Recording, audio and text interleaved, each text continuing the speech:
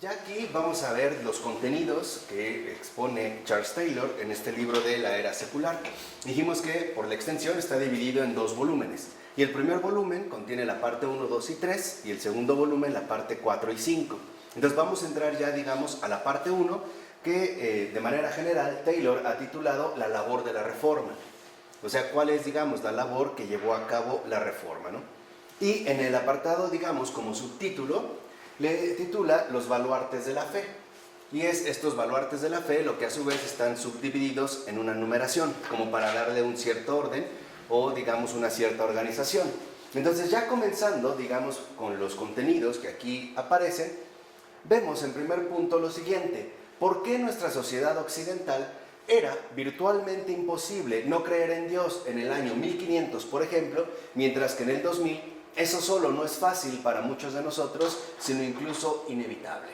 O sea, ¿qué ocurrió? Es lo que estamos tratando de responder. ¿Por qué en 1500, por ejemplo, era virtualmente imposible no creer en Dios y hoy en día no solo es fácil, sino también en muchos casos inevitable? Ahora, parte de la respuesta a esta pregunta es que en aquellos días todos creían. O sea, digamos, la creencia era una condición fundamental de la realidad social. O sea, la sociedad era, digamos, básicamente creyente. Y por lo tanto, las alternativas que se ofrecieran con respecto a la creencia parecían algo extraño. No eran, digamos, viables. O no se daba en este contexto en particular una oferta de alternativas como hoy la tenemos. Pero lo fundamental es que comprendamos cómo es que cambiaron las cosas. Esto es, digamos, como muy sustancial para nosotros en estos tiempos, y entender también muchas cuestiones que hoy en día a lo mejor nos pueden parecer un poco sorprendentes o quizá un poco, vamos a decirlo así, complicadas, ¿no? O por lo menos problemáticas. Entonces, lo que necesitamos captar es cómo cambiaron las cosas, cómo es que se dieron realmente las cosas para llegar a lo que hoy en día estamos viviendo, ¿no? O sea, aquí, digamos, lo que nos tratamos de proponer, o Taylor trata de exponer, es cómo llegaron las alternativas a convertirse en algo posible. O sea, estas alternativas con respecto a la fe. ¿Cómo es que estas alternativas que hoy en día nos invaden de manera frecuente llegaron a convertirse en algo posible? O sea, ¿cómo se dio, digamos, las cosas, cómo se dieron las cosas para que nuestra cultura actual, en efecto, asumiera las alternativas con respecto a la creencia como algo posible y factible? Ahora, una explicación importante es que muchas características de aquel mundo, del mundo previo al nuestro, obraban a favor de la creencia. Hay como muchas características que en efecto operan, por decirlo así, a favor de la creencia. Y por lo tanto, estas condiciones o características hacían que la presencia de Dios fuese aparentemente innegable. Hay 3 características que vamos a ir exponiendo del mundo previo al que estamos viviendo hoy en día.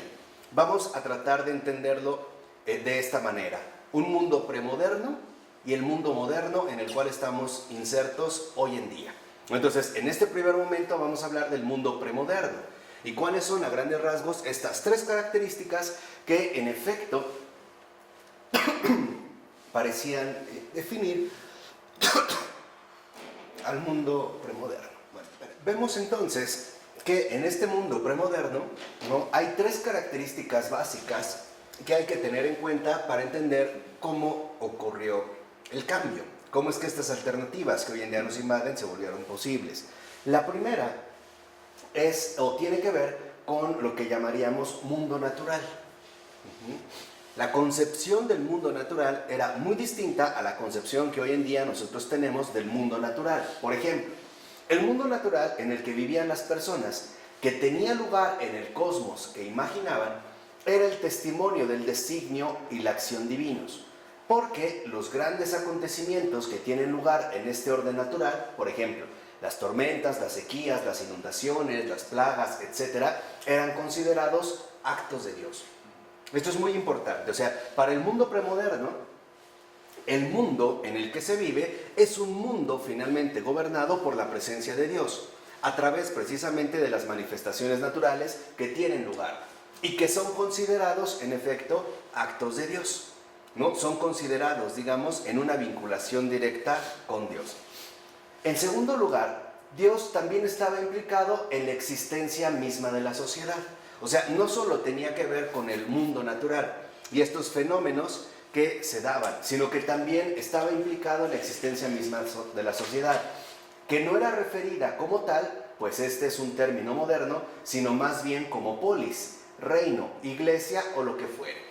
O sea, esto ya es un rasgo central, ¿no? Primero Dios estaba implicado en la comprensión del mundo, del cosmos, pero también en la concepción de la sociedad, porque a diferencia de lo que nosotros sostenemos, en el mundo premoderno la sociedad está concebida ante todo como una organización, vamos a decirlo así, compleja y amplia, abierta, porque un reino o organización social solo podía ser concebido como fundado en algo superior a la mera acción humana de los tiempos seculares.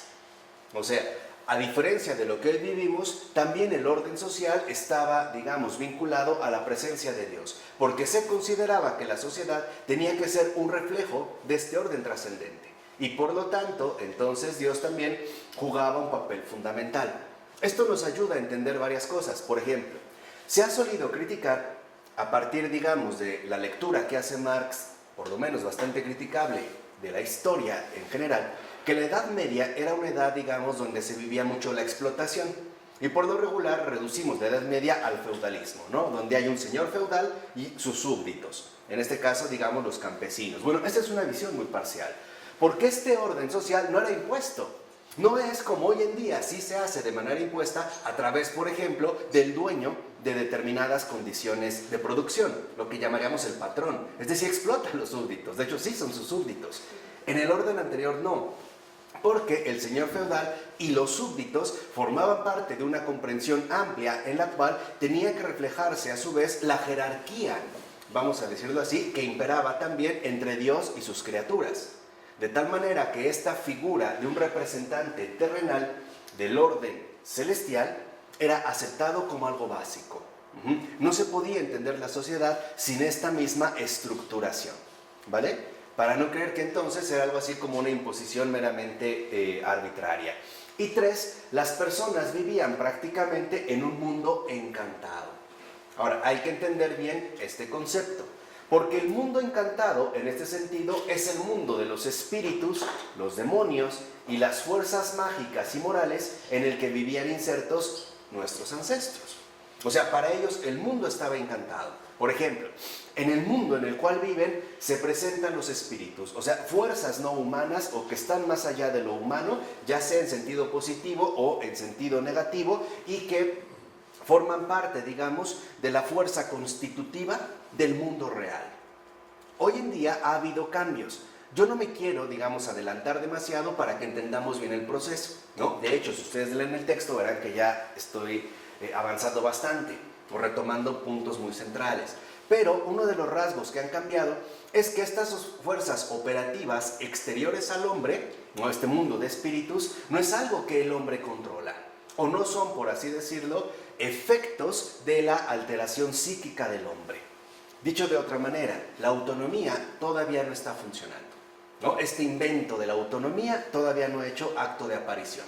Entonces, sí se llegaba a considerar que el mundo en el cual se vive es un mundo en el cual hay fuerzas o agentes operativos que van más allá del orden propiamente humano. Entonces, hay 3 rasgos de este mundo premoderno. 1, la concepción del mundo natural no está, digamos, la creación no está desligada del creador. 2, la propia configuración social implica la existencia y la presencia de Dios. Y 3, el mundo en el cual se vive es un mundo en el cual hay fuerzas que en efecto son, por así decirlo, sobrehumanas, en el hecho de que sobrepasan la propia condición humana. Y esto se daba no solo en el ámbito de la creencia propiamente cristiana, también, por ejemplo, en el ámbito propio de las creencias paganas. Piensen, por ejemplo, en estas culturas nórdicas donde el espíritu del bosque se hace presente y donde hay fuerzas que en efecto resultan incontrolables, ¿no? O al menos, digamos, no limitadas al ámbito enteramente humano. Ahora bien, las personas, y es lo que les decía, que viven en este tipo de mundo, no necesariamente creen en Dios. No vamos a considerar que entonces todos son creyentes, o que por lo menos creen en el Dios de Abraham. No. Más bien, creen, digamos, en algo diferente a lo que vendría a ser la realidad humana, ¿no? Este mundo de espíritus, este mundo encantado, donde las fuerzas a las que hay que enfrentarse son fuerzas que en efecto superan, como dijimos, el ámbito humano. Pero, por ejemplo, para los campesinos europeos del año 1500, el Dios cristiano, aquí sí, era la garantía última de que el bien triunfaría, o al menos tendría alejadas a las múltiples fuerzas de la oscuridad.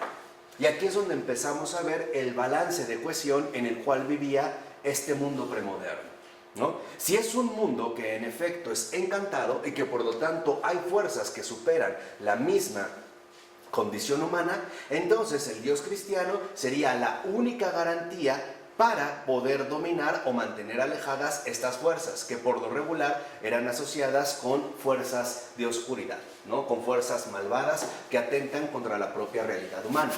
De ahí, por ejemplo, que se hicieran oraciones e incluso que se pudiera hacer alguna especie como de procesión con el Santísimo o haciendo una oración en particular, por ejemplo, en los cultivos, para que se alejara la plaga o para que cambiara el mal tiempo, o para alterar las circunstancias que de alguna manera amenazaban con el sustento de estos campesinos. Así que podemos darnos cuenta que el ateísmo es casi inconcebible en un mundo que posea estas tres características, ¿no? O sea, el ateísmo es prácticamente inconcebible. Y no es por una mera imposición, como a veces se suele suponer también. Es que la iglesia tenía dominada la sociedad en la ignorancia y no sé qué. Es mentira. Tiene que ver con el mundo en el cual se vive, o sea, con las características propias de este mundo. De hecho, si tratáramos de hacer una especie de contraste entre el mundo premoderno y el mundo actual, el mundo moderno, veríamos que los dos son profundamente antagónicos. Así como nosotros no concebimos que ellos estuvieran basados en la religiosidad, ellos no entenderían cómo nosotros podemos concebir un mundo sin Dios, ¿no? Sería igualmente disparatado en el caso de ellos. O sea, no es por una imposición, es por un contexto muy peculiar en el cual confluyen al menos estas tres características básicas. Así que en este mundo, el mundo premoderno, encantado, parece muy obvio que Dios está allí. Para ellos es muy obvio. Es, vamos a decirlo así, lo más normal. Y está ahí no como una mera creencia subjetiva, sino que está allí actuando en el cosmos, fundando y sosteniendo a las sociedades y actuando como un baluarte seguro contra el mal. En este sentido, por ejemplo, vemos cómo aparece en el mundo premoderno la ostentación de la creencia. ¿Por qué? ¿A qué me refiero con ostentación de la creencia? Con la comprensión que se tiene de que prácticamente la creencia en Dios es algo obvio. No es algo forzado, no es algo, digamos, que haya sido impuesto o una obligación. No, son las condiciones fundamentales en las que se vive, presuponen la presencia y la actuación de Dios, al menos en estos tres niveles. Uno, actuando en el cosmos como el soberano y rey de toda la creación, ¿vale? Este en un primer punto. Dos, fundando y sosteniendo a las sociedades. Por eso vemos cómo en efecto, por ejemplo, en la sociedad feudal, por ejemplo, francesa, el rey es ante todo asignado bajo la unción del obispo. Y el rey se compromete a ser el defensor también de la religión cristiana. Esto nos puede ayudar a entender muchos acontecimientos que hoy en día son mal comprendidos. Por ejemplo, las cruzadas.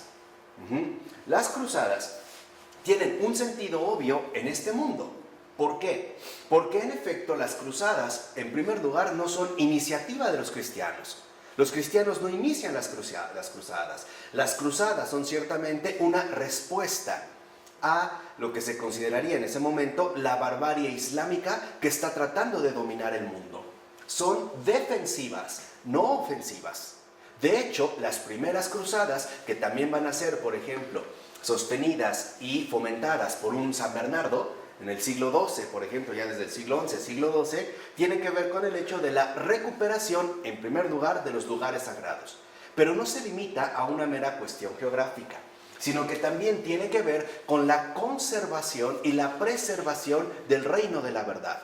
Que en efecto, por ejemplo, en este caso, el Islam está tratando de socavar o está tratando precisamente de aniquilar. Y vemos cómo literalmente tomó una buena parte de Europa. Pero en este sentido es gracias a las cruzadas, y hay que decirlo como es, a la luz de la verdad, es gracias a la Iglesia Católica que esta barbarie no arrasó con todo. Es de veras gracias a esto. O sea, de hecho no es exagerado afirmar que fue gracias a la Iglesia Católica que se pudo contener esta fuerza de barbarie que amenazaba con destruirlo y arrasarlo prácticamente todo. Pensemos hoy lo que está sucediendo. Pensemos en el caso de ISIS. Vemos que es exactamente la misma dinámica. 1, provocación. Y lo vemos de todas maneras, ¿no? Nada más que hoy tienen la ventaja de las tecnologías, que pueden hacer mucho más aparatoso lo que ciertamente no sería de esta manera. Segunda, la alteración, digamos, visual de las realidades, que aquí tenemos un experto que sabe muy bien de todas estas cuestiones que hoy se pueden hacer, ¿no? Las llamadas falsas banderas y presentar cosas que no son reales, etc. Y 3, por ejemplo, el ir tomando el control poco a poco del mundo, aunque para ellos el mundo en un cierto momento se refiriera a un determinado contexto. Sabemos ya del ataque que hicieron a Egipto. La única diferencia es que nosotros como cristiandad no hemos respondido. Y no hemos respondido porque en efecto ya no vivimos bajo una integración o comunión profunda con la verdad dominante, ¿no? En este caso, vamos a decirlo así, con Dios. Y como el contexto se presta para tacharnos, por ejemplo, de intolerantes o retrógradas, esto a la vez permite que los demás vayan ganando terreno.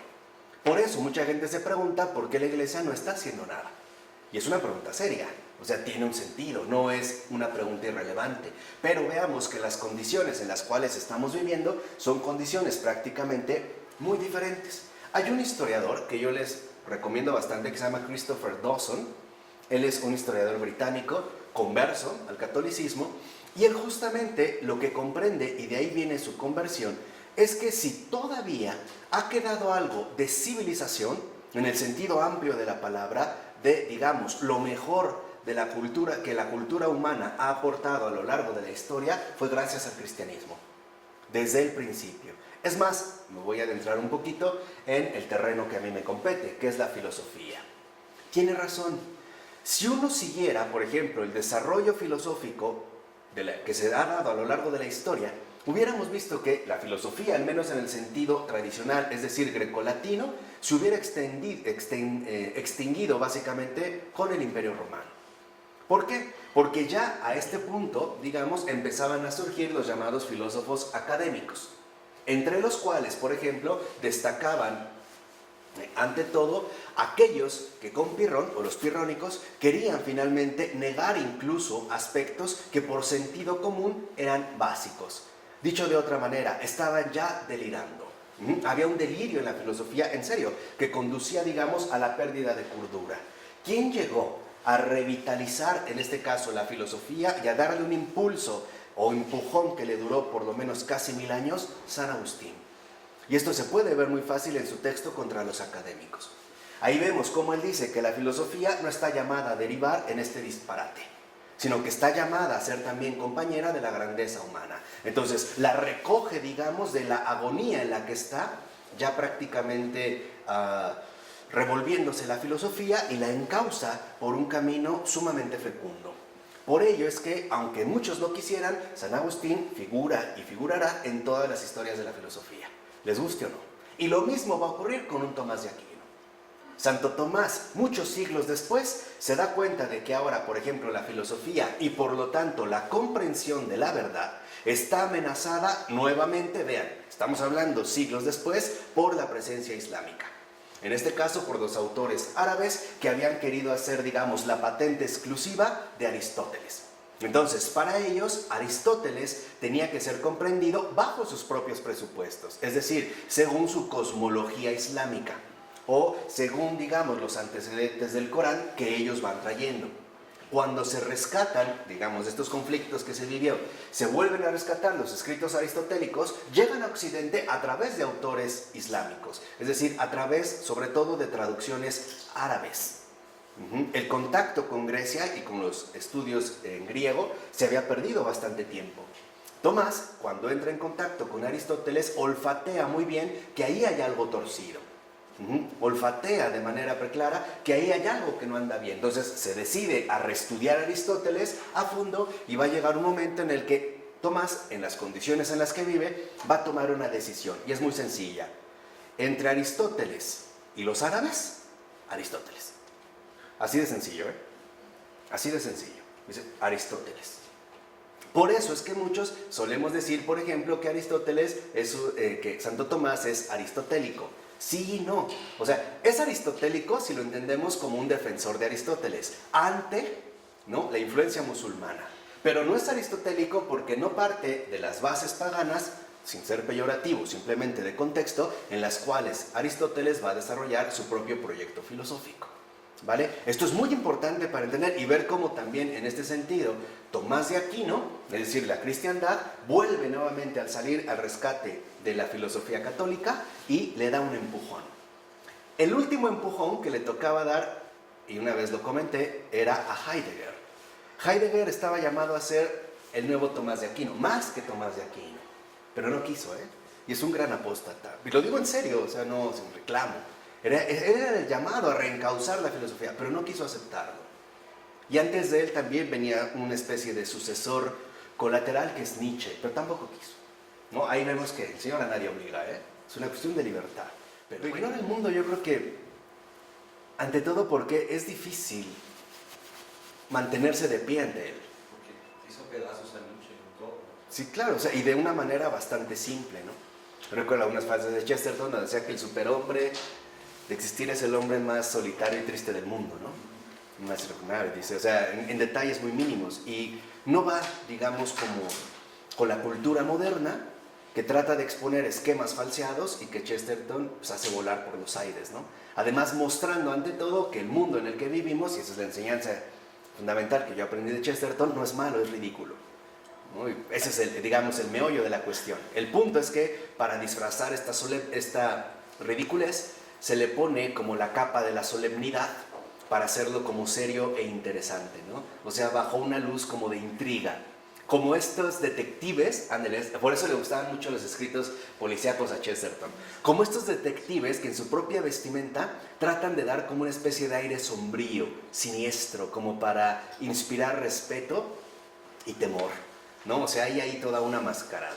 Pero hay precisamente, ¿no?, como un contexto que nos permite ir captando, en efecto, estas diferencias profundas en las cuales vivimos hoy. Bueno, no obstante, las tres características hoy en día han desaparecido. Las tres. Es por eso que el ateísmo se ha vuelto una posibilidad real para cualquiera.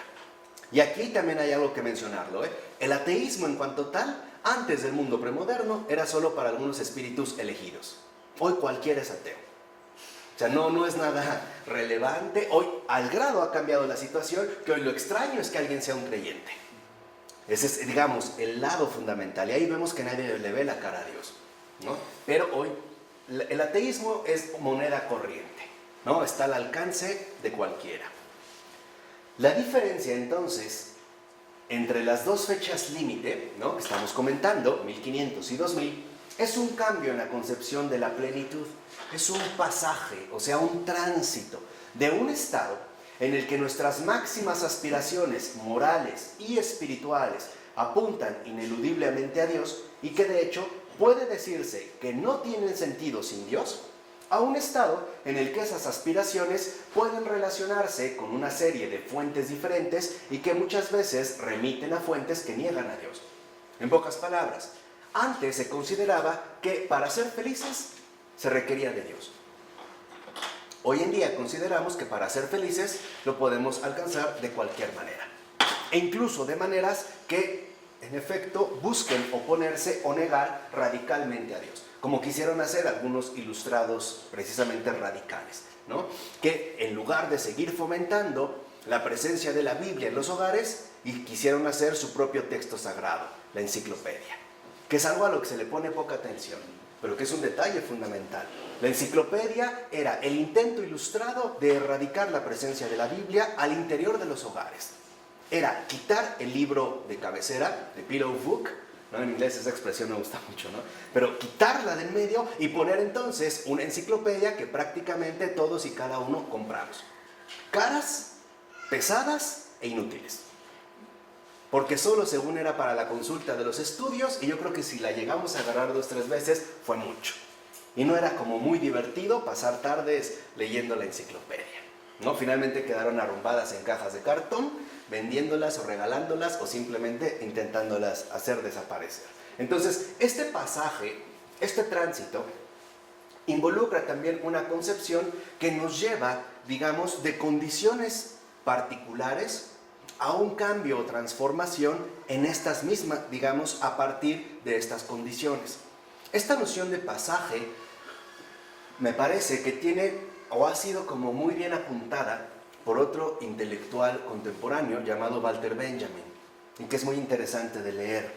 Pero él, por ejemplo, escribe un texto de los pasajes y él lo hace inspirándose en los llamados los passages, o no sé cómo se pronuncia en francés, de París.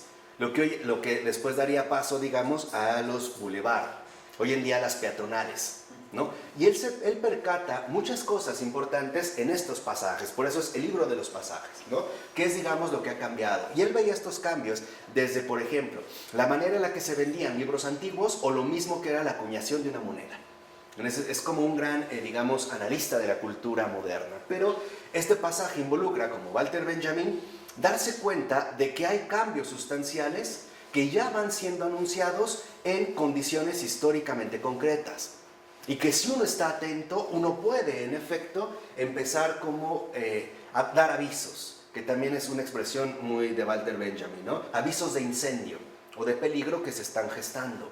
Por ejemplo, Benjamin veía que en estos escaparates se estaba haciendo ya una exclusión, ¿no? Digámoslo así, todavía muy mínima de la posibilidad de la interacción social. Por ejemplo, antes el trato era frente a frente.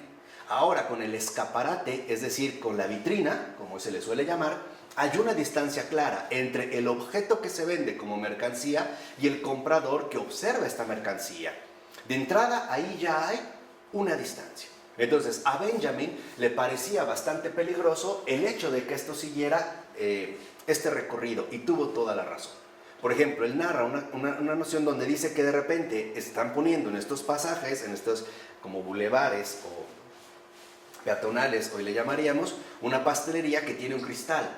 Dice, pero ¿qué ha sucedido con esta niña que se está muriendo de hambre, que ve el pastel y que lo único que le queda es pegarse al vidrio? O sea, ya no hay un acceso, ya no puede tener un acceso. Muchas veces se tendrá que conformar con mirar. Y eso es todo, ¿no? Piénsenlo en el caso de joyerías. Vemos, no está al alcance, lo puedes pedir, pero no es algo que esté a la mano, vamos a decirlo así, disponible para nosotros. Hay ya como una cierta distancia marcada. Bueno, entonces habría que comprender no solo cómo la presencia de Dios retrocedió, o sea, se sustrajo de estas 3 dimensiones, sino ante todo, cómo algo diferente de Dios pudo llegar a convertirse en el polo objetivo necesario de la aspiración moral o espiritual, es decir, de la plenitud. No se trata entonces, como muchos suponen, que hemos pasado de una sociedad anticuada, creyente, medieval, a una sociedad en la cual finalmente hemos superado este estado primitivo. No, se trata de entender cómo algo diferente a Dios pudo convertirse, digamos, en el polo hacia el cual dirigimos nuestras aspiraciones de plenitud.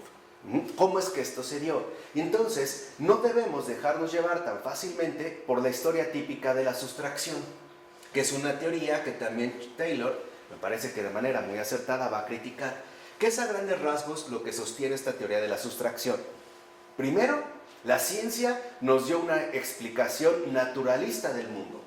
O sea, la ciencia vino a nuestro rescate, como querían precisamente los ilustrados, que de hecho es del siglo XVIII donde se le empieza a dar gran auge, por ejemplo, a todos los estudios naturales. Aparecen las grandes ramas como la óptica, la zoología, la astronomía, la botánica, o sea, todo lo que tuviera que ver con un estudio natural. Y los resultados iban a ser integrados en el gran librum, en el opus magnum de la sociedad humana, la enciclopedia. Por eso les decía que se les ha puesto muy poca atención a la enciclopedia. Bueno, Alasdair MacIntyre es el único que yo conozco que ha retomado este aspecto de la enciclopedia en las 3 versiones rivales de la ética. Pero vale la pena detenerse en este punto para que veamos este pasaje, es decir, este tránsito. Pareciera que el cometido de la enciclopedia era conjugar todos los saberes accesibles al hombre y necesarios para su desarrollo. De tal forma que entonces tuviéramos esta visión dentro de esta teoría. Luego, las personas comenzaron a buscar alternativas a Dios. Sí, claro, si la ciencia ya me mostró que el mundo no es de la manera como me habían dicho, entonces voy a empezar a buscar alternativas. Dice Taylor, pero no es así como funcionaron las cosas. Las cosas no se dieron así. O sea, ni la ciencia tiene el papel tan protagónico que se le quiere dar todavía hoy en día, ni las personas reaccionaron, por decirlo así, de manera automática. De hecho, no se consideraba que la nueva ciencia mecanicista del siglo XVII, por ejemplo, en la cual ya estaba plenamente inmerso un Descartes, un Pascal, por mencionar nada más 2 ejemplos, fuese necesariamente una amenaza para Dios. No se consideraba que esta ciencia mecanicista fuese una amenaza para Dios. En todo caso, la amenaza de esta visión cientificista era para el universo encantado y la magia. Esto sí. O sea, el hecho de que esta versión naturalista apareciera, o científico-naturalista apareciera, no atentaba directamente contra Dios. Era simplemente una manera de quitarle al universo su dimensión encantada. E incluso podríamos decir su dimensión mágica. Por ejemplo, el hecho de que se concibiera que si de repente 2 partículas distintas se atraían a través de efectos magnéticos, era debido a que los polos opuestos ejercen atracción. O sea, empezaba esta explicación sobre la vivencia del universo, pero no iba precisamente sobre, digamos, la comprensión misma del universo. Aunque es verdad que sí había importantes motivos cristianos para este desencantamiento. O sea, los cristianos también buscaban, con motivos importantes, este desencantamiento. Ante todo, porque podría conllevar, como de hecho es, digamos, una tendencia común, hacia la superstición, ¿no? Y hacia situaciones diferentes. Y por supuesto, la sociedad comenzó a ser considerada en términos seculares, que ya entendimos este término. Hubo revoluciones, sobre todo a partir de la Reforma, y lo sabemos bien. Y el país que más experimentó el efecto profundo de estas revoluciones no es Alemania. En Alemania se redujo a unas revoluciones campesinas, es Inglaterra. Inglaterra es la que vive precisamente la primera gran revolución moderna en 1688, donde se va a ver el conflicto profundo entre el catolicismo, no todavía representado por un Jacobo ya debilitado, y el protestantismo, que precisamente sería, digamos, abordado por los anglicanos. Y en ciertos casos implicó rebelarse contra la iglesia. Sí, también hubo protestas o rebeliones contra la iglesia, pero a pesar de ello podía ser en nombre de otras estructuras eclesiásticas y con una fuerte convicción de que la providencia era la guía. O sea, a pesar de las revueltas, de las revoluciones sociales, de las quejas, era finalmente con la convicción de que se hacía con vistas a algo mejor y que era algo providencial. O sea, por providencial entendían que era nuevamente, como lo mencionamos hace un momento, actos de Dios. Hoy es prácticamente impensable que si nosotros vemos una simple lluvia, pensemos en un acto de Dios. Más bien lo veríamos como resultado de ciertas condiciones meteorológicas. E incluso si vemos cosas sorprendentes como que esté granizando con sol, consideraríamos que son cuestiones naturalmente llamativas, pero ya no lo veríamos como un acto de Dios, ¿no? Aquí se ve, digamos, la diferencia con nuestro entorno. Entonces, vemos que aunque se presentaran este tipo de situaciones, revoluciones, quejas, rebeliones, se hacía con vistas a nuevas estructuras eclesiásticas y también con una convicción profunda de que era algo providencial, es decir, no era algo enteramente arbitrario. Así que, si seguimos con estas teorías de la sustracción, vemos que una teoría más completa incluso sostiene que el desvanecimiento de Dios nos llevó a plantearnos cuáles eran los puntos de referencia posibles y alternativos para alcanzar la plenitud. O sea, esta teoría de la sustracción falseada también nos presenta opciones donde dicen, bueno, es que también los hombres empezaron a plantearse qué otras opciones tendrían para alcanzar la plenitud que no estuvieran, por lo menos, dirigidas hacia Dios, ¿no? O sea, como el hecho de que se empezaran a plantear estas alternativas. Supuestamente, estos puntos de referencia alternativos ya estaban allí presentes, esperando a que los invitásemos a entrar en escena. O sea, algo así como si estuviéramos en la caverna de Platón, todos enceguecidos por el peso oscuro de la religión, y lo único que necesitábamos era salir a la luz o quitarnos la venda de los ojos para darnos cuenta que las cosas ya estaban hechas. Por ejemplo, la opción que nos ofrecía la ciencia o algunas otras teorías revolucionarias. Pero en realidad estas no eran todavía verdaderas alternativas. O sea, no eran todavía interpretaciones alternativas de la plenitud que pudieran tener sentido para las personas, salvo, lo que dijimos, para algunos espíritus muy originales. Unos cuantos en realidad podían aceptar esta alternativa, pero en realidad no era lo común.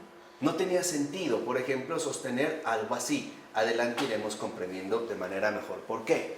En este sentido, desde luego, la ciencia, es cierto, al ayudar a desencantar el universo, contribuyó a abrirle el camino al humanismo exclusivo.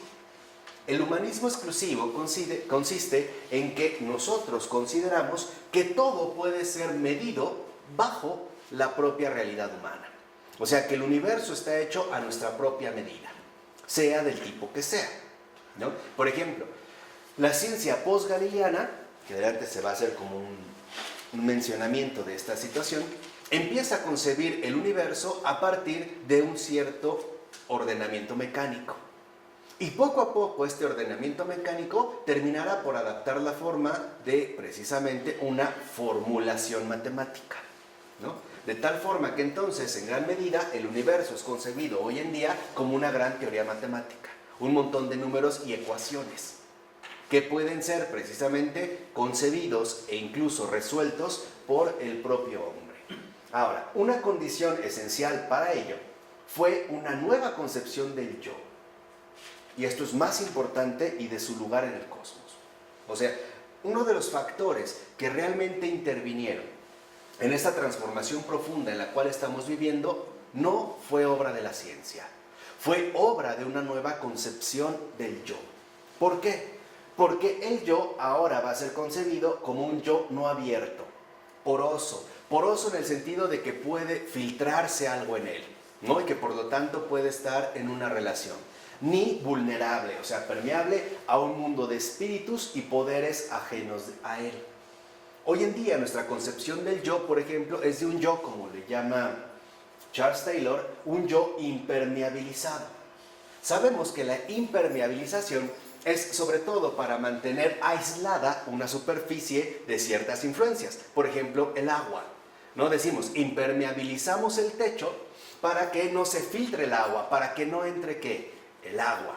En la concepción del yo, en este yo impermeabilizado, que es el yo netamente moderno, consideramos que en efecto nada puede filtrarse en nosotros, que nosotros somos, digamos, la única causa de todas las cosas, y empezamos a suponer que no tenemos por qué estar en vinculación con ninguna otra realidad que no seamos nosotros mismos.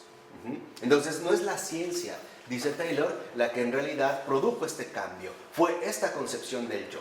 Y quizá una formulación más o menos clara de los inicios de este yo impermeabilizado lo tenemos en Descartes, ¿no? Cuando Descartes empieza en sus meditaciones metafísicas a hablar de este yo o de lo que va a realizar, dice, partamos prácticamente de cero, ¿no? Descartes es más educado que yo, pero lo que dice es muy simple, mandemos al carajo la tradición y vamos a empezar de cero. O sea, vamos a partir de un punto de referencia único, tratando de alcanzar esta certeza indubitable, que nos presente las cosas claras y distintamente, y por lo tanto va a llegar al cogito, ¿no? O sea, este cogitatum está como luz, que en efecto se refiere a todo lo demás. Pero si lo vemos, a partir de aquí, en pocas palabras, se empieza a concebir un yo independiente y autónomo. Este es el cambio profundo que se está viviendo, No es, digamos, tanto la influencia de la ciencia o el auge que tomó la ciencia, no, es la concepción del yo que cambió. Se pasó de un yo, al rato lo veremos, abierto, poroso y vulnerable, a un yo independiente, autónomo, impermeabilizado.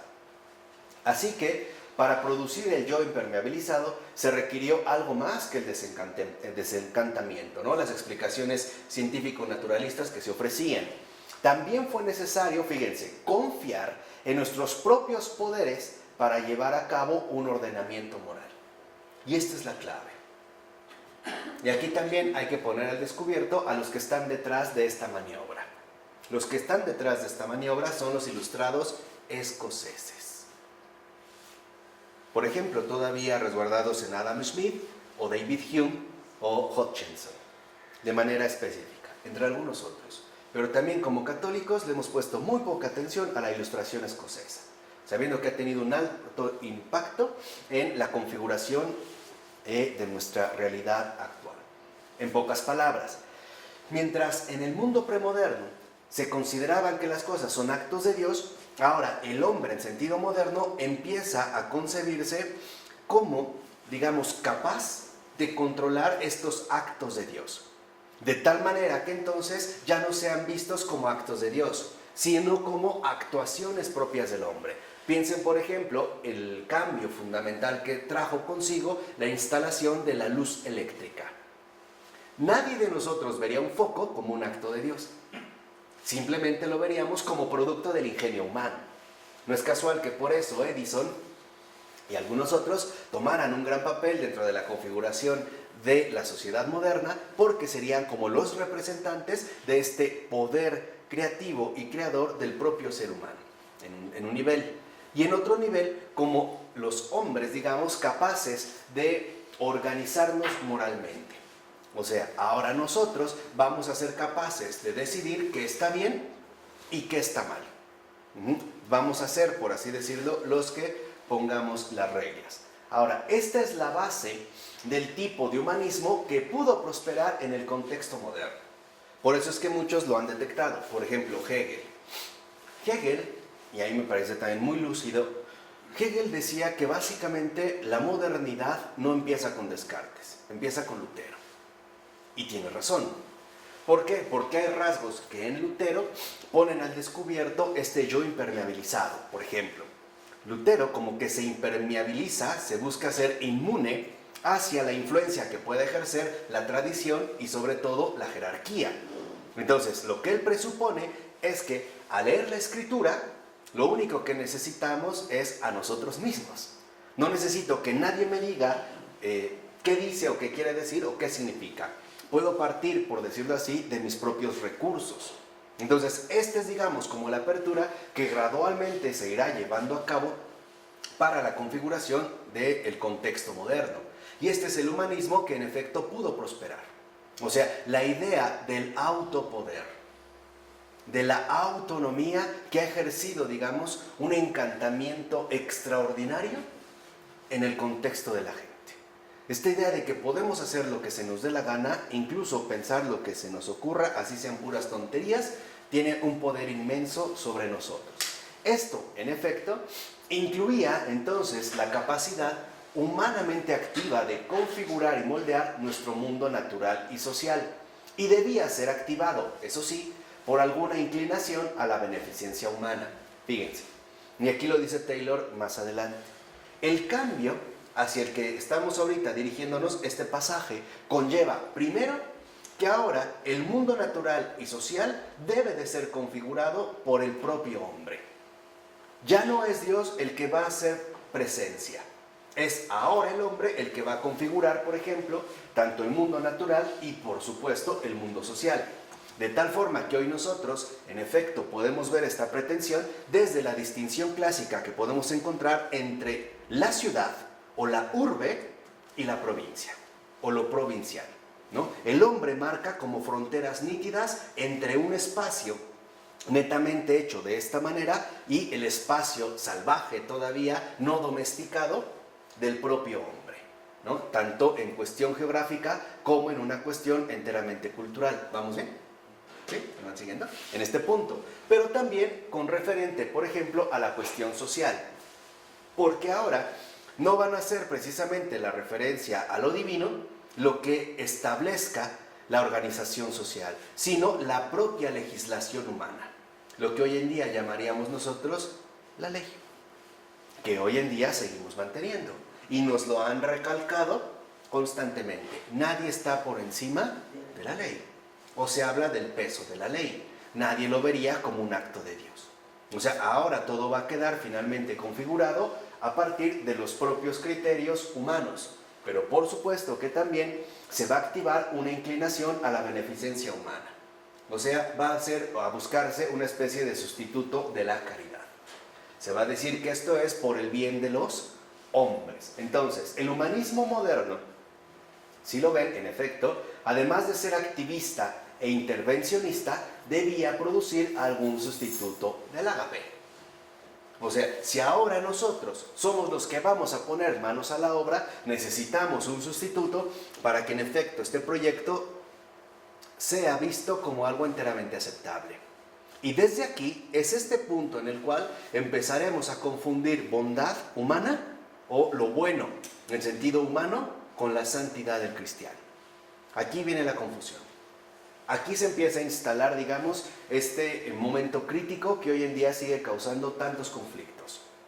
Aquí, por ejemplo, este sustituto del ágape se va a considerar que es fundamental. Y en efecto, esta es otra influencia protestante aquí del lado de Calvino, donde se vea, digamos, una productividad humanamente reconocida. Por ejemplo, en el ámbito familiar, lo importante es tener una familia y que el padre de familia destaque ante todo, uno, por su piedad. Ahora, ¿qué se entiende por piedad? Rigor moral. El hombre piadoso es el rigorista moral. Aquel que considera, por ejemplo, que nunca ve nada pecaminoso y que evita a toda costa que sus hijos o hijas o parentela se contamine con la impureza mundana, ¿no? Esto es por un lado. Por otro lado, que en efecto esta postura piadosa se refleje a través de los beneficios que aporta al ámbito social, o sea, a través de su conducta laboral. Por eso es que los protestantes van a ir como muy bien con el modelo emergente del capitalismo. Y el que lo detectó fue Max Weber, ¿no? En el espíritu protestante, el espíritu protestante y el auge del capitalismo. No dice que el capitalismo surgió por el protestantismo. Lo que dice es que se llevan bien, encajan bastante bien. Porque para la visión protestante es fundamental que un hombre sea ante todo un buen hombre. ¿Y qué es un buen hombre? Un hombre trabajador, honrado y piadoso. Entonces, se debe dedicar finalmente al trabajo, ¿no? Con este rigor moralista que lleva. En este sentido también de piedad. Entonces, desde ahí empezaríamos nosotros a hablar de que mira qué buen hombre, mira cómo cuida a su familia, mira cómo trabaja, mira cómo siempre asiste, por ejemplo, a los oficios religiosos. Pero ya no, si lo ven, ya la medida ya no tenía que ver con la santidad, sino con el humanismo. Es decir, ahora la bondad también se va a limitar a la propia medida humana. ¿De acuerdo? ¿Vamos? Por eso, por ejemplo, para el protestantismo, y esto ha sido un golpe terrible para nuestra concepción espiritual, las vocaciones religiosas son inconcebibles, porque se van a considerar improductivas. Si dijimos que la base del buen hombre es la productividad en todos los sentidos, un monje holgazán, ¿qué hace? Nada. Por eso, para nosotros hoy en día también sigue siendo muy importante la productividad. Es más, si un joven de repente ya no quiere estudiar, ¿qué es lo primero que le decimos? Ponte a trabajar. Como buenos protestantes, ¿no? Ponte a trabajar. O sea, ponte al ámbito de la productividad. Pero es por el trasfondo en el que vivimos de este humanismo moderno. Bueno, esto es lo que contribuyó a dar una forma aceptable al humanismo exclusivo. O sea, fue la forma, por así decirlo, de esconder las pretensiones mezquinas o egoístas del hombre con un manto de bondad, ¿no? O bajo una apariencia, una pátina, ¿no? Que se le da como a los marcos, a los cuadros para que adquieran cierta textura o cierta visibilidad al humanismo exclusivo. O sea, empezamos poco a poco a detenernos en las condiciones enteramente humanas. Entonces, hoy en día hay mucha gente que está convencida de que es buena gente y te lo dice: yo soy buena persona, no le hago daño a nadie, no tengo pecados, o sí los tengo como todos, pero Dios lo sabe, y sigo adelante. Pero lo dice sobre esta base, o sea, sobre esta base del humanismo moderno. ¿De acuerdo? Aquí entonces vemos que, sin embargo, esto no podía hacerse de la noche a la mañana. No fue algo que ocurrió así, de improviso, ¿no? Sino que tuvo que atravesar una serie de fases que poco a poco fueron emergiendo de las formas cristianas anteriores. De hecho, esta es la historia que Charles Taylor intenta narrar. O sea, la historia que intenta narrar Charles Taylor es el cambio de estas fases sustanciales que se fueron dando poco a poco hasta concluir en lo que hoy en día nosotros ya experimentamos. O dicho de otra manera, ya vivimos. Acuérdense, para Charles Taylor lo importante no es los cambios conceptuales o meramente teóricos que se dieron. No le interesan tanto las ideas, sino la modificación con respecto a la experiencia de vida que hemos ido adoptando, sobre todo con respecto a la fe. O sea, a lo que realmente le interesa a Taylor es que entendamos por qué se transformó tan drásticamente la experiencia de la fe, por lo menos en estos 500 años, es decir, de 1500 a la fecha, ¿no? Esto es lo que intentamos captar. Ahora, fíjense, solo a partir de finales del 19, 1800, hacia finales de los 1800, comenzamos a tener alternativas completamente constituidas que están allí ante nosotros. Por ejemplo, un materialismo naturalista que se lo presenta ya como la única concepción compatible con la institución moderna más prestigiosa del mundo moderno, la ciencia. Aquí sí. Solo hasta el siglo XIX, estas alternativas ya aparecen disponibles, desarrolladas, crecidas para todos. Y se van a proponer además bajo la forma, digamos, que el mundo reconocía como prestigiosa, la científica. Por eso veremos como, por ejemplo, en un Karl Marx, a mediados del siglo XIX, se habla de un materialismo científico, ¿no? O sea, se le empieza a dar precisamente esta etiqueta de científico a algo que consideraríamos prestigioso, algo que no es susceptible de ponerse en cuestión, ¿no? Hoy lo vemos, por ejemplo, como también esta tendencia, vean desde dónde viene, se sigue conservando en nuestros días. Si alguien vende un producto por televisión, no es nada raro que diga que ha sido científicamente comprobado. O sea, ya le fue dado el prestigio científico que nadie pone en duda. Ya, esa es nuestra garantía, aunque sea una porquería. Pero con que haya sido científicamente comprobado, es decir, como viene de la institución prestigiosa que el mundo reconoce, moderno, que es la ciencia, entonces le damos, digamos, una entera cabida. De hecho, la ciencia es una poderosa ideología. En serio, es una poderosa ideología que ciertamente puede arrojarnos al camino de la falta de fe, pero no necesariamente. Pero el poder como ideología que ejerce sobre nosotros es tremendo. Y básicamente por tres motivos muy simples. El primero es porque pareciera que entonces todo es transparente para nosotros. O sea, todo puede ser explicado bajo nuestros propios condicionamientos racionales, o mejor dicho, racionalistas. Segunda, porque esta poderosa ideología es muy proclive a fomentar el orgullo propio, el suponer que se han logrado descubrir cosas que nadie más ha podido hacer, ¿no? Y tercero, porque también va, como lo hemos dicho hace un momento, va muy de la mano con el reconocimiento que mucha gente quiere alcanzar en el mundo actual. Sabemos que, por ejemplo, a muchos científicos se les dan reconocimientos importantes, porque se considera... Fama, ¿no? y fama. Claro, fama y reconocimiento. Hoy lo vemos a través de que estos científicos se han vuelto más bien como tecnológicos.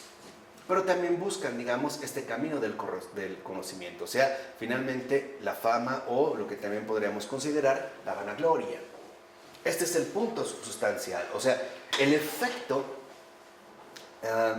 más poderoso que ejerce la ciencia como ideología en nosotros es la autosatisfacción. El suponer que lo tenemos todo perfectamente claro y que por lo tanto dominamos las cosas. Hay un afán de poder. Y esto ya Francis Bacon lo había visto en su Novum Organum, ¿no? De él viene la frase de saber es poder. Y es esta la invitación, ¿no?, que Francis Bacon va a establecer desde el siglo XVII, ¿no?, dirigiendo las cosas todavía, digamos, hacia este camino, vamos a decirlo así, hacia este camino de la falta de fe.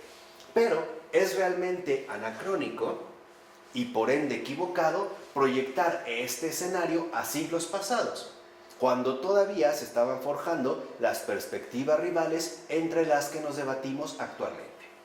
O sea, no podemos leer, por decirlo así, la historia como se nos da la gana y presuponer que las cosas eran de manera distinta a como nosotros quisiéramos que fuesen. Ahí también Walter Benjamin hablaba de que habría que leer la historia a contrapelo. O sea, de allá para acá y no de aquí para allá. Cuando los ilustrados quisieron mirar a la Edad Media de aquí para allá, entonces vieron que ahí solo había ¿qué? Oscuridad. Pero en realidad la oscuridad provenía de las propias tinieblas en las que ellos vivían. Se decía el siglo de las luces, cuando yo creo que fue el siglo de los mayores apagones que se pudieron experimentar. Pero es importante que nosotros vayamos viendo en efecto cómo es que las cosas se han ido dando, ¿no?, para no ser en este sentido anacrónicos. ¿Quedó claro el punto 1? En el punto 2, habría entonces que dar, digamos, como algunas referencias o algunas aclaraciones para justificar este desarrollo histórico, ¿no?, diacrónico.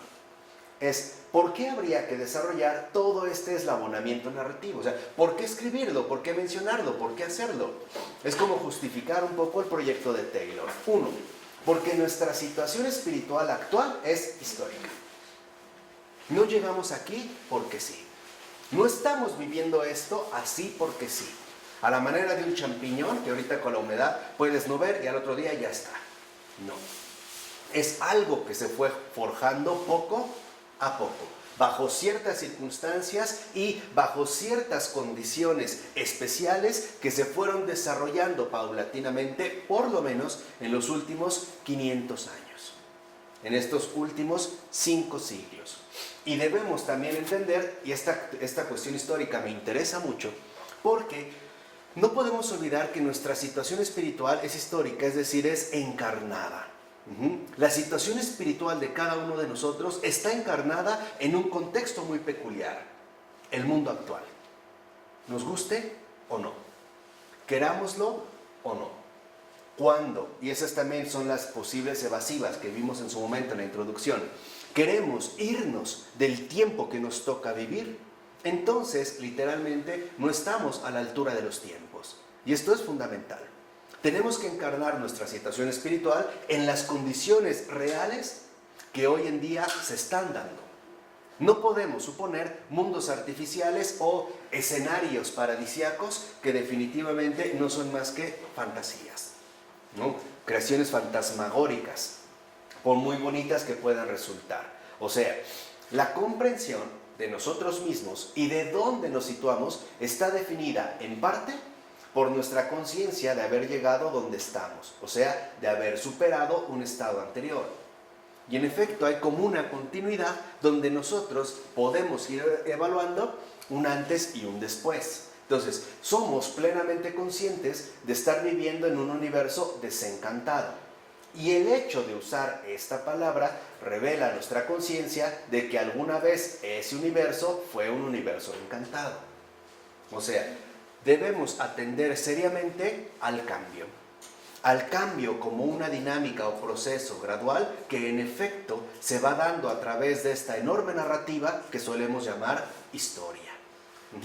La historia no se reduce entonces a la fijación de fechas, como nos la enseñaron en la escuela. Fechas y nombres, no.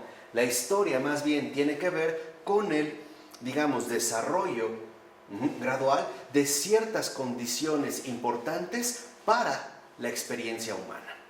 Esto es lo que realmente podemos captar que hace una diferencia profunda entre una época y otra época. Para que noten este entre el antes y el después, vamos nuevamente a hablar o hacer un contraste con los medievales y los modernos. Básicamente, la pedagogía medieval estaba basada en lo que nosotros conocemos como los cuentos o leyendas de princesas y dragones, donde aparece el caballero, ¿no? Básicamente lo voy a reducir, pero el contenido es muy sencillo. Hay una princesa que ha sido capturada por un dragón y fue llevada a una torre, ¿no? Vimos la versión ridiculizada en Shrek, ¿no? La tiene cautiva. Entonces el caballero tiene que ir a rescatarla. Entonces va, se enfrenta al dragón, lucha, pelea, lleva la armadura, corre peligro de muerte, arriesga su vida. La princesa está alarmada, viéndola desde la torre alta, la ventanita, con el pañuelo, echándole ánimos. Finalmente, en un combate sangriento, de una espada, le parte la cabeza al dragón, lo mata. Y va por la princesa y final feliz. Ok. Esta pedagogía no era ridícula. Tenía enseñanzas bien profundas, que era la base, para que vean, del ordenamiento moral de la sociedad medieval. Por ejemplo, primera, a diferencia de los modernos, vamos a empezar a hacer los contrastes, para el medieval la mujer tenía una dignidad altísima, de tal manera que una mujer no podía estar con un hombre cualquiera, solo podía estar con un caballero. Vean, véanlo desde ahí. Segunda, este caballero tenía que ser lo suficientemente valiente como para arriesgar su vida por ella. Es decir, tenía primero que demostrar que era digno de una mujer, digno de una princesa. Esta era la batalla con el dragón, y que estaba dispuesto siempre a poner su vida en peligro con tal de que ella, como mujer, con una dignidad altísima, estuviera bien resguardada y protegida.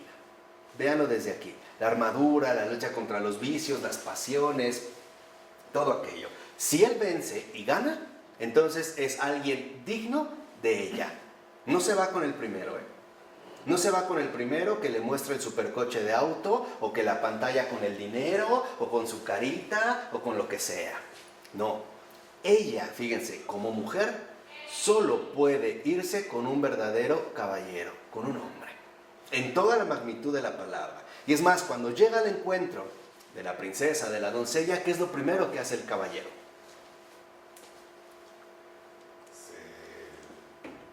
Se exactamente. Le hace una reverencia, se arrodilla delante de ¿qué? De la princesa. Véanlo, Vean esta educación. Ahí las cosas estaban claras. Hoy en día, ningún caballero se arrodilla delante de ella. Lo que quieren es que ella siempre se arrodille ante él, de la manera que sea. Aquí vemos, por ejemplo, estas situaciones fundamentales. Hoy no. Por eso les decía que para nada es una edad oscura. Pero esto involucra que ciertamente hay cosas que en efecto han cambiado. Ahora, no solo somos conscientes de que lo fue, de que en algún momento este mundo fue encantado, sino también de que llegar a donde estamos fue una lucha y un logro, y que en cierto sentido este logro es frágil, porque ese mundo encantado nos sigue acechando a pesar de todo. O sea, para muchos creyeron que el haber alcanzado la edad científica de la humanidad era el logro insuperable para los seres humanos. No obstante, muchos siguen creyendo hoy en día, por ejemplo, en la hechicería o en las fuerzas mágicas de los chamanes y de cosas por el estilo, de estos despertares, ¿no? Incluso indígenas o autóctonos o prehispánicos que nos llevarían a una dimensión diferente. Hay personas que saben que viven en un mundo moderno, pero por si las dudas, me cargo esta piedrita, me cargo este limón, me pongo este collar, hago una limpiecita por ahí, o total, mira, si no te hace bien, tampoco te hace mal que te pasen un huevo por ahí. ¿Me explico? O sea, aún así seguimos notando estas acechanzas, ¿eh? No creamos que ya el mundo es totalmente desencantado. E incluso, fíjense, y es cierto, nos podemos llegar a reprochar nuestra respectiva infidelidad a la disciplina del desencantamiento en la cual crecimos. Por ejemplo, nos acusamos mutuamente de tener todavía un pensamiento mágico, de dejarnos tentar por el pensamiento mítico, o de poseer todavía un pensamiento medieval, religioso, incompatible con nuestra época.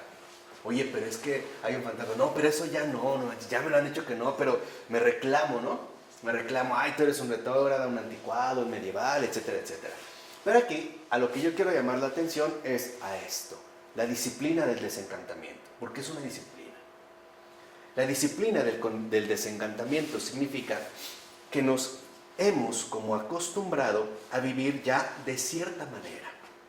Y esta manera, en efecto, involucra, por ejemplo, que en primer lugar vamos a tratar de estar siempre en acuerdo con la visión dominante del mundo, o mejor aún, con la interpretación dominante del mundo. Esa es la primera disciplina. Segunda, en esta disciplina, como en toda disciplina, hay reglas. Y la primera regla es nada que no tenga que ver con el ámbito humano. Nada. Por eso, si lo vemos, incluso una persona que hoy en día pareciera como Juana de Arco, que podía tener conversaciones con San Miguel Arcángel o con otros santos, yo creo que acabaría en un manicomio, ¿no? Sí, o sea, y no por loca, la encerraríamos porque de antemano diríamos que está, ¿qué? Loca. Si alguien llegara y nos dijera, ¿qué crees? Vi a un ángel. Lo primero que diríamos es, ¿estás loca? ¿No? O sea, de antemano locura. ¿Por qué? Porque para nosotros ese mundo encantado no existe. Dicho de otra forma, para nosotros, hoy en día, todo es producto ¿de qué? La mente. Exactamente. Por eso en el punto 3 hablará de la mente. Hoy para nosotros todo es producto de la mente. Todo está en la mente. Por eso, si una persona, por ejemplo, en el siglo XIX decía tener visiones, lo más probable es que acabara bastante lastimado por todos los tratamientos médicos a los que era sometido, ¿no? Electroshocks, descargas, baños de agua fría, luego con agua caliente para que reaccione. O sea, porque consideramos que todo se reduciría a una mera alteración psicológica. Entonces, hoy, por ejemplo, lo que vemos que define nuestra conciencia de dónde estamos es en parte la historia de cómo llegamos aquí. ¿Cómo es que llegué aquí? ¿Cómo es que llegué a este punto de mi vida? ¿Paso a qué? Paso a paso. No llegué de manera inmediata. ¿Se acuerdan del sentido de continuidad que nos transmitió Dietrich von Hildebrand? Que nos decía que es la fidelidad a todas las cosas. Esa es la continuidad. No por el hecho de que yo en algún momento haya avanzado en algo, significa que entonces lo pasado ha perdido valor. ¿No? ¿Se acuerdan el ejemplo de la andadera que les puse? La andadera fue funcional, aunque ahorita ya no nos funcione. De hecho, ni nos quepa, ¿no? A lo mejor a mí sí me gustaría, pero ya no, de plano no voy a entrar. Estaría divertido. Yo creo que hoy se disfrutaría más que de niño. Hoy estaría muy bien usar andaderas para adultos, pero es fundamental que nosotros entonces no brinquemos pasos. O como decía Franz Rosenzweig, otro gran filósofo contemporáneo judío, hay que tomarse en serio el tiempo. Y no hay que saltarnos ningún paso. Esto es vital para la comprensión de nuestro desarrollo espiritual. Hay que ir comprendiendo cómo es que se fueron dando las cosas, ¿no? Paso a paso. De hecho, para llegar directamente a nuestro presente, tenemos que retroceder y narrar la historia de manera adecuada. De hecho, esta comprensión de la historia como un retroceso para llegar más lejos de donde estamos, también es muy chestertoniana. Chesterton decía que para llegar más lejos de donde estamos, primero tenemos que regresar. Como una flecha, decía, ¿no? Decía, una flecha para que alcance su objetivo, primero tiene que ser jalada ¿hacia dónde? Hacia atrás. O alguien que quiere dar un salto olímpico, primero tiene que tomar ¿qué? Vuelo. Entonces, ¿qué tanto quieres llegar espiritualmente? ¿Qué tanto debes retroceder primero? Y eso es lo que hemos intentado hacer aquí.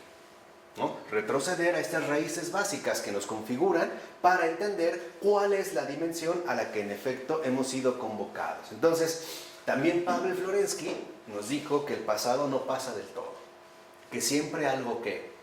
El pasado no está atrás, está aquí, está aquí. Entonces, nuestro pasado está sedimentado en nuestro presente. Y si no podemos hacerle justicia al lugar del que venimos, estamos condenados a juzgarnos y evaluarnos erróneamente. ¿Qué es lo que sucede con mucha frecuencia en nuestra cultura contemporánea? No sabemos de dónde venimos y entonces nos evaluamos equivocadamente. Por eso es que es necesario presentar el esquema mínimo de nuestra historia y abordar algunas de las principales transiciones. O sea, es indispensable un relato en verdad diacrónico y no anacrónico, no desfasado del tiempo, sino también un relato a su vez que temporal, entendiendo cómo se vivían las cosas antes y cómo es que se fue cambiando esta experiencia vital. Este es, digamos, hacia lo que queremos ir entendiendo. Y esto es lo que continuaremos la próxima clase en el apartado 3, 4 y 5. ¿De acuerdo? Vamos a llegar. Padre, del Hijo y del Espíritu Santo. Amén.